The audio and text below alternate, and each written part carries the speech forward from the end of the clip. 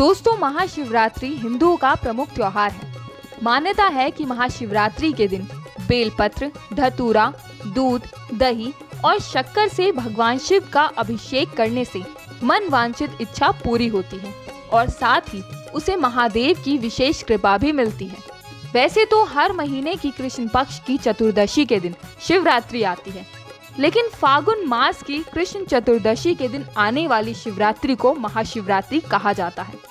दोस्तों, अब सवाल उठता है कि आखिर महाशिवरात्रि क्यों मनाई जाती है। दरअसल महाशिवरात्रि मनाए जाने को लेकर 3 कथाएं प्रचलित हैं, तो आइए जानते हैं। पहली कथा, पौराणिक कथाओं के अनुसार माता पार्वती पर्वतराज हिमवान की पुत्री हैं। दोस्तों, आपको बता दें, पार्वती अपने पूर्व जन्म में दक्ष प्रजापति की पुत्री थी तथा उस जन्म में भी वह भगवान शंकर की ही पत्नी थी। पार्वती के रूप में मां सती का पुनर्जन्म हुआ था और इस जन्म में भी उन्होंने भगवान शिव को पति के रूप में पाने के लिए घनघोर तपस्या की थी। जिस स्थान पर माता पार्वती ने तपस्या की थी वह स्थान केदारनाथ के पास स्थित गौरी कुंड है। तपस्या पूरी होने के बाद गुप्त काशी में माता पार्वती ने भगवान शिव के सामने विवाह का प्रस्ताव रखा था। इसके फलस्वरूप फाल्गुन कृष्ण चतुर्दशी को भगवान शिव और माता पार्वती का विवाह हुआ था। दोस्तों, मान्यता है कि जिस हवन कुंड की अग्नि को साक्षी मानकर भगवान शिव ने माता पार्वती जी से विवाह किया था, वो अग्नि की ज्योति त्रेता युग से आज तक निरंतर जल रही है। दूसरी कथा, एक अन्य पौराणिक कथा के अनुसार महाशिवरात्रि के दिन ही भगवान शिव निराकार ब्रह्म स्वरूप में पहली बार प्रकट हुए थे। मान्यता ये भी है कि भगवान शिव अग्नि ज्योतिर्लिंग के रूप में प्रकट हुए थे, जिसका ना तो कोई आदि था और ना ही अंत। कहते हैं शिवलिंग के बारे में जानने के लिए सृष्टि के रचयिता ब्रह्मा ने हंस का रूप धारण किया और उसके ऊपरी भाग तक जाने की कोशिश करने लगे, लेकिन उन्हें सफलता नहीं मिली। वहीं सृष्टि के पालनहार भगवान विष्णु ने भी बराह रूप धारण कर उस शिवलिंग का आधार ढूंढना शुरू किया, लेकिन वो भी असफल रही। इसलिए इस तिथि को महाशिवरात्रि कहा जाता है। तीसरी कथा, शिव पुराण के अनुसार एक बार पार्वती जी ने भगवान शिव से पूछा कि भगवान, ऐसा कौन सा श्रेष्ठ तथा सरल व्रत पूजन है जिससे मृत्युलोक के प्राणी आपकी कृपा सहज ही प्राप्त कर लेते हैं। उत्तर में भगवान शिव ने पार्वती जी को शिवरात्रि के व्रत की कथा सुनाई।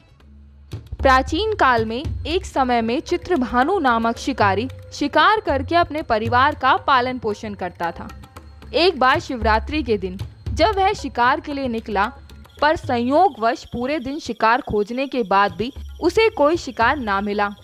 सूर्यास्त होने पर वह एक जलाशय के समीप गया और वहां एक घाट के किनारे एक पेड़ पर थोड़ा सा जल पीने के लिए लेकर चढ़ गया।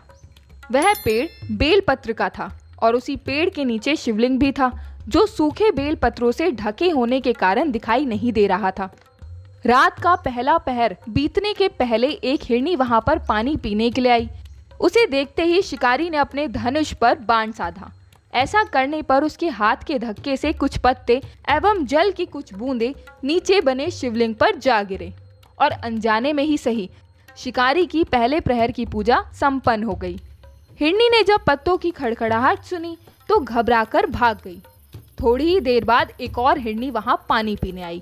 शिकारी सावधान हो गया, तीर साधने लगा और ऐसा करते हुए उसके हाथ के धक्के से फिर पहले की ही तरह थोड़ा जल और कुछ बेलपत्र नीचे शिवलिंग पर जा गिरे और अनायास ही सही शिकारी के दूसरे पहर की पूजा भी संपन्न हो गई। ये हिरनी भी भयभीत होकर वहां से भाग खड़ी हुई।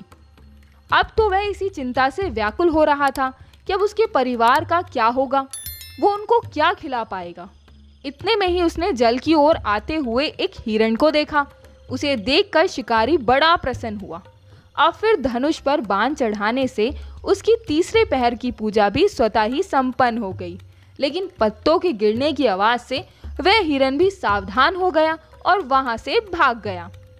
रात्रि का अंतिम पहर शुरू होते ही उस शिकारी के हर्ष की सीमा न थी, क्योंकि उसने उन सब हिरण हिरनियों को अपने बच्चों सहित एक साथ आते हुए देख लिया था। उन्हें देखते ही उसने अपने धनुष पर बाण रखा और पहले की ही तरह उसकी चौथे प्रहर की भी पूजा संपन्न हो गई। इस तरह शिकारी का शिवरात्रि का व्रत अनजाने में ही पूरा हो गया।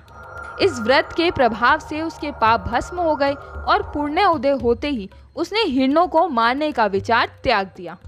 तभी भगवान शंकर प्रकट हुए और उन्होंने शिकारी को वरदान दिया कि त्रेता युग में भगवान राम तुम्हारे घर आएंगे। और इस तरह से महाशिवरात्रि का व्रत प्रचलन में आ गया।